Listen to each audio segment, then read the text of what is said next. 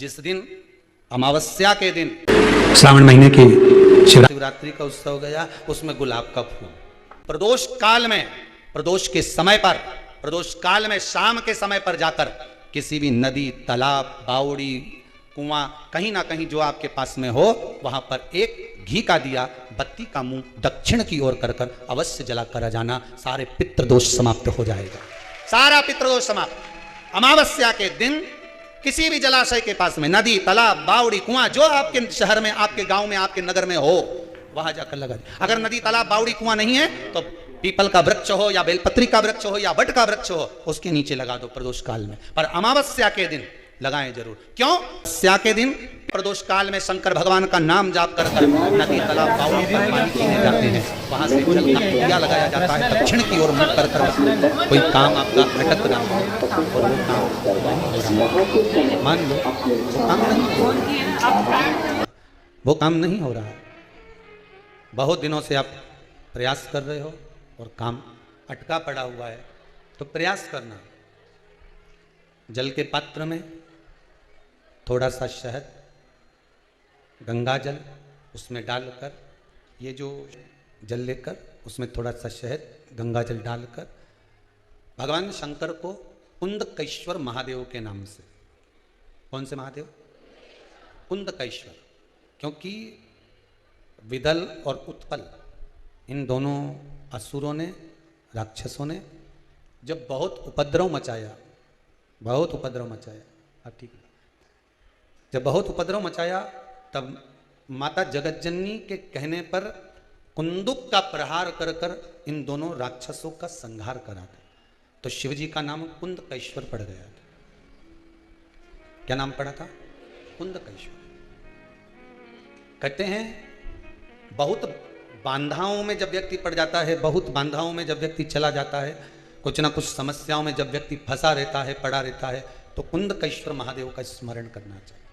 एक प्रयास और करना, छोटा सा प्रैक्टिकल करने में क्या जाता है। दुकान पर ग्राहक नहीं आ रहे ना, आधा घंटा हो गया कोई ग्राहक नजर नहीं आया, फालतू बैठे हो ना दुकान पर, जब ग्राहक नहीं आता तो फ्री हो, तो एक काम करो, कोई भी जरा सा हाथ में पानी लेकर कुंदकेश्वर महादेव के नाम से 51 बार, 21 बार बोलकर, 11 बार बोलकर वो पानी को दरवाजे पे छीट दो।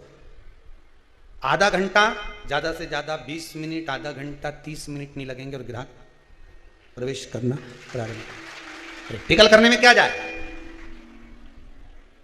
अब ई में कहीं घटा तुम्हारा कि पानी घट गया, कि बोलने से, कुंदकेश्वर महादेव का नाम लेने से जीवान घट गई, कुछ घटा?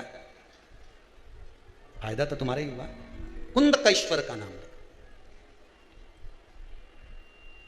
कोई काम अटक रहा है, शहद जल के पात्र में डालिए और थोड़ा सा गंगा जल डालकर इसी श्राद्ध पक्ष में किसी भी दिन जब तुम्हारा मन पड़े तब शंकर जी को समर्पित कर कर, पर साथ में 1 लोटा पानी, 1 कलश जल का अलग से लेकर जाओ। जब शहद का जल शंकर जी को समर्पित कर दो, उसके बाद सादा जल शंकर जी को अवश्य समर्पित करके। शहद का जल बांधाओं को हर लेता है, बांधा को हरता है। हम तो कई बार बच्चों से कहते हैं, अगर कोई बच्चा कंपटीशन एग्जाम में बैठ रहा है, इंटरव्यू दे रहा है, या कोई एग्जाम में नहीं निकल रहा है, तो प्रयास करना, बेलपत्री का जो बीच वाला पत्ता होता है, इस पत्ते पर शहद लगाकर हथेली में रखकर अंगूठे से इसको इस तरह से दबाकर शिवजी के कुंदकेश्वर महादेव का नाम लेकर अपनी मनोकामना कर कर शंकर भगवान का जो शिवलिंग है, उस शिवलिंग पर इस बेलपत्री के पत्ते को चिपकाकर आ जा और एग्जाम देने जा, बाबा निपटे का सब काम कर। तो किस एग्जाम में बैठ रहा है, कंपटीशन एग्जाम में बैठ रहा है, या इंटरव्यू के लिए जा रहा है, किसी परीक्षा में बैठ रहे हो, या कंपटीशन एग्जाम के अंतर्गत, या इंटरव्यू के लिए जा रहे हो, अपने नौकरी के लिए, प्रयास करो। शिव महापुराण के छोटे छोटे जो उपाय शंकर की कथा में हैं, इसमें कोई खर्चा नहीं होता। अभी तक आपने जितनी कथा शिव महापुराण की सुनी होगी, कोई खर्चे का काम बताया हो तो बताना। बस एक ही खर्चे का काम बताया था, वो पिछला वो शिवरात्रि का उत्सव गया, उसमें गुलाब का फूल। अब हमको नहीं मालूम था कि गुलाब इतना महंगा हो जाएगा,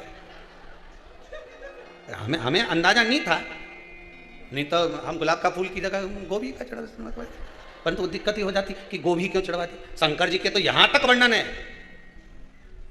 नींबू, साग, साग मतलब सब्जी, बेर, कांटे, धतूरा, यहां तक वर्णन है कि शंकर को जो फल, जो सब्जी तुम्हारे यहां आती है वो तक शिव को समर्पित होती है महाराज।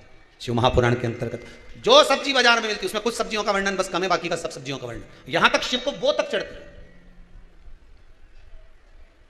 वह तक वर्णन। जैसे भी नदी में, सरोवर में, कुंड में, बावड़ी में, तालाब में, आप तीर्थ में जाकर जब स्नान करते हैं तो स्नान करने के बाद एक काम का नियम बना लो कि अपने हाथ की अंजलि में जल लेकर अपने पूर्वजों को देना है। प्यासे रहते हैं, भाग मांगते हैं।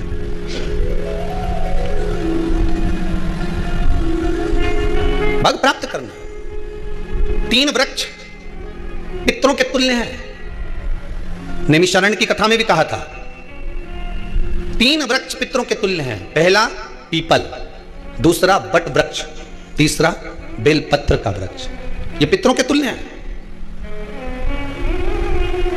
अगर आपको रात्रि में नींद नहीं आ रही है, ऐसा लगता है कि रात्रि को 1 घंटा 1.5 घंटा सोने के बाद कुछ गलत गलत विचार आने लगते हैं, नींद सुबह 3 बजे तक 4 बजे तक नहीं आती, 4 बजे के बाद फिर नींद आती है, तो एक प्रैक्टिकल जरूर कर देखना।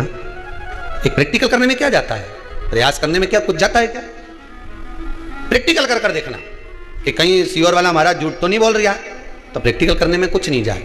1 लोटा पानी लो, उसमें थोड़ा सा कच्चा दूध डाल लीजिए, श्राद्ध पक्ष चल रहा है, बेलपत्री का पेड़ या पीपल का पेड़ या बट का पेड़, इन पेड़ के नीचे ले जाकर उस दूध को दोपहर में सुबह 10 बजे से लेकर 12 बजे के बीच में ले जाकर चढ़ा दीजिए। रात्रि को फिर ना आपको प्यास लगेगी ना भूख लगेगी, नींद एक बार लगी तो सुबह ही खुलेगी। प्रैक्टिकल करने में क्या जाता है? पानी डालने में तुम्हारा कुछ जाएगा? अरे बोलो तो सरी, हमें 10 रुपया का दूध जरूर उसमें, और तुम इतनी चतुर हो, इतना सारा दूध थोड़ी डालोगे, तो 2 चिल्ली घटा लगेगा। कहाँ तुम इतना डालने वाली हो है?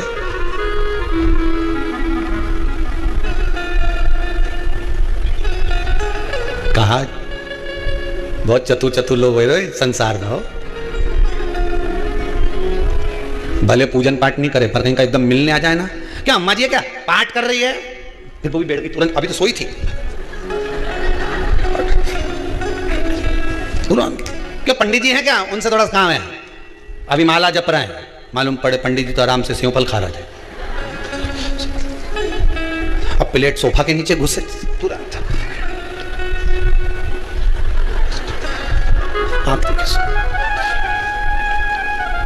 प्रैक्टिकल करने में क्या जाता है, कुछ भी नहीं बिगड़ेगा, ये तो बस जल डालोगे तुम्हारा ही कुछ अच्छा हो सकता है, बाबा की कृपा है।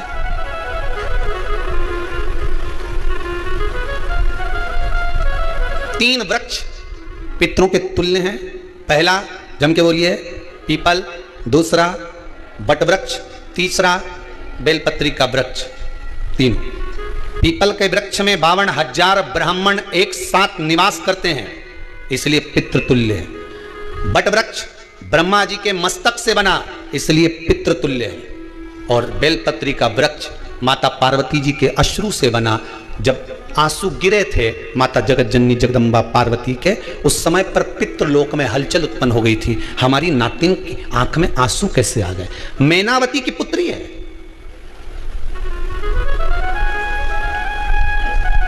पितरों की नातिन, इसकी अश्रु कैसे गिर गए। पार्वती जी ने कहा ये आंसू नहीं, मेरा पुण्य भाग प्रकट करती हूं बेलपत्री के रूप में। तो पितरों ने वर दिया था कि ये बेलपत्री का वृक्ष हमारा आशीर्वाद है, इसके नीचे अगर कोई दीप लगाता है, शिव को स्पर्श कर चढ़ाता है, उसके पितरों की शांति होगी, हम स्वयं उसको आशीर्वाद देने के लिए पधारेंगे। बेलपत्र का वृक्ष पितृतुल्य।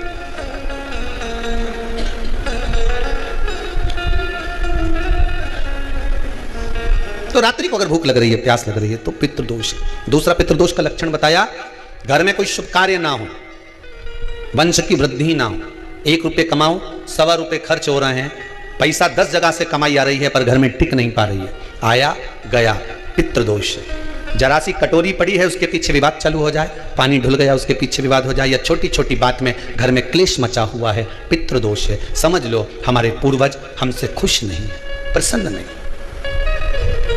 कोई कहता है गुरुजी श्राद्ध बड़े बेटे को करना चाहिए कि छोटे को करना चाहिए, शिव महापुराण की कथा कहती है, अगर जायदाद का पूरा हिस्सा बड़े ने लिया हो और तुमने अपनी माता का दूध ना पिया हो तो एक ही को कर लेने दो। अगर माता का दूध पिया है और अगर एक अंगूठी भी ली है, जरा सा एक कपड़ा भी अगर सास का लिया है, तो श्राद्ध तो तुझे करना ही पड़ेगा, करना ही पड़ेगा।